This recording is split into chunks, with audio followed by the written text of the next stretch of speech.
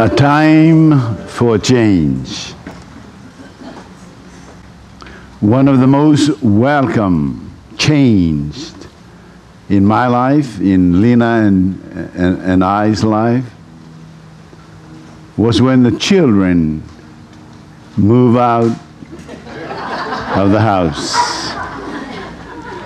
When we came to Makakilo, that was 1991.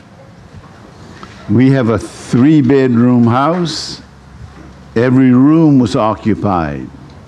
There was Lenore and Layton, Landon and Larson, and of course, Lena and I.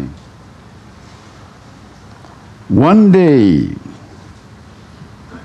wonderful news came when Landon said, "Dad and Mom, I'm moving out." Good.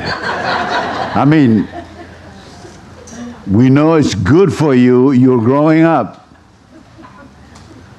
A year or so later, Larson decided, hey, that's not so bad after all.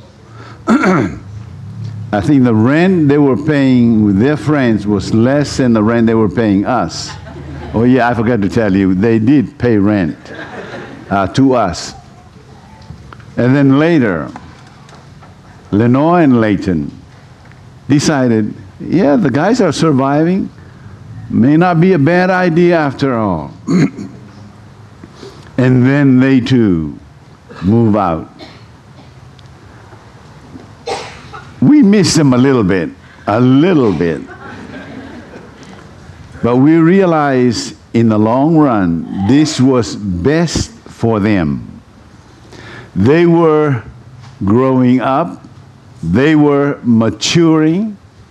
They were becoming grown-ups and adults. They know what responsibilities are. So while it may look harsh sometimes when we insist on our children being on their own, the change, it's good for them. Good for them. All my life, I grew up under the leadership of the father of the family or the chief of the family, and you were told what to do. You did not have to think. The chief or the father does the thinking for all of us. I found myself a freshman in college at 19, and I have never been on my own. I have never made a decision for myself. I was like the Christian when they were thrown to the lions. I didn't know which way to go. Americans, they taught their children to be independent early, not the Polynesians. We were taught to take care of our parents until they die, and then our children take care of us, not to think for ourselves. So the change, while it was very harsh and difficult for me in college, it was one of the best things that ever happened to me. Change. It's good for you. The story is that of Moses and Joshua. We are so familiar with this story. It seems like we talk about them the last few months, every Sunday, one way or the other. Moses died, and the Lord spoke to Joshua. Joshua, Moses, my servant, is dead. Now it's your time to lead, to step up and lead. I don't know about you, but the thought of leading, of being responsible for so many people, all of us lead, whether you realize it or not. In our families, in the job, in the church, one way or another, we lead in some form or fashion. But Joshua, from being an assistant to Moses, over 2 million people, now all of a sudden God is saying, Joshua, this is your moment, the moment you've been prepared for, living for. Your time to lead has come. Your time to lead has come. In your experience, I'm sure, there were scary moments when you were called to lead.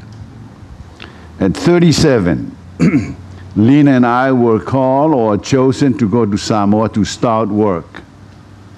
I have never started anything before that. We were in Nanakuli for 9 years, and we were under the convention in some ways. When we need help, we either call the convention or call Mori Hiratani. Now all of a sudden we find ourselves in Samoa, and there was no Mori Hiratani, there was no convention there. My supervisor said, "You're it. The buck stops there." You know, I've always complained about how things were run in the convention and in the churches, and I blame the convention and the older pastors. But now, I can't blame anybody. I was the older pastor. I was the convention there. So these were scary moments.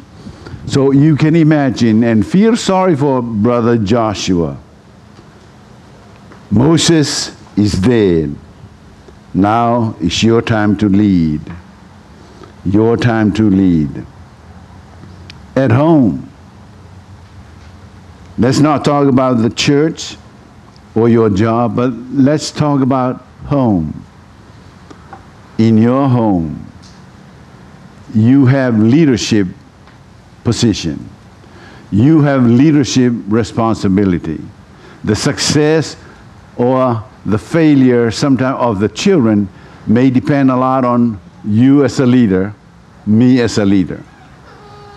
Some of our children are doing pretty good. Some of our children are not doing very good. So it is a scary, scary position to be in. But God says, now that you are a parent, it's your time to get up and lead. Joshua, you're going to lead a nation, not just a family or one family, but a nation. There is a destination for everybody. Now, for the people of God, at the time of Moses and Joshua, it was the promised land. This is the land where your needs will be met because it flows. It's so rich, it flows with milk and honey. Those are descriptions of how rich and productive the land was. In the spiritual life, for you and for me, the Christian, we are not given 2 million people to lead. We're given a world, a whole world. And if you say, well, that's too much to cover, not anymore. You can email anywhere in the world today in a matter of minutes and seconds, don't we? So God's call for us is not just to lead just our family. It begins there in our Jerusalem, and it extends to the uttermost, to the ends of the earth. But your time and my time to lead has come. Your time. So you think in your situation, who has God put in your life to lead? That's yours and my responsibility. How we accept and utilize the opportunity that depends on you and on me.